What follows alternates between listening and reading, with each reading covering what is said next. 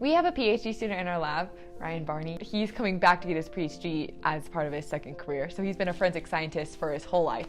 And he raised this problem that they have, that they can't tell the difference between menstrual blood and venous blood or circulatory blood. And it matters a lot for victims of domestic violence.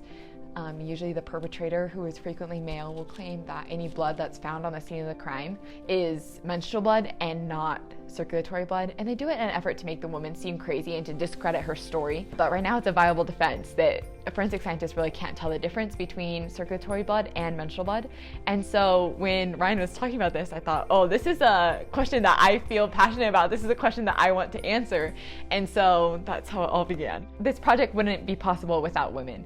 My research team is all women, and we're trying to solve an issue that predominantly affects women. So it's women solving a problem for women. And I just think that is a beautiful testament to what we can do when we all come together. In our lab, we study epigenetics. So we study one particular epigenetic marker called methylation.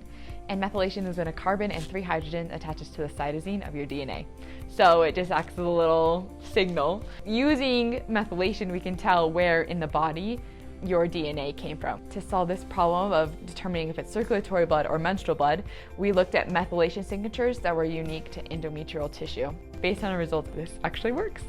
I just want it to be able to reach people.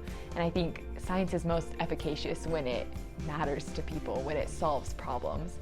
I think we are called to do good, right? And I think when you look for opportunities to do good, God blesses you with those opportunities. And so that's why I'm so excited about this project, is because I feel like it is something that really does and will do good in the world. I hope it will do good in the world.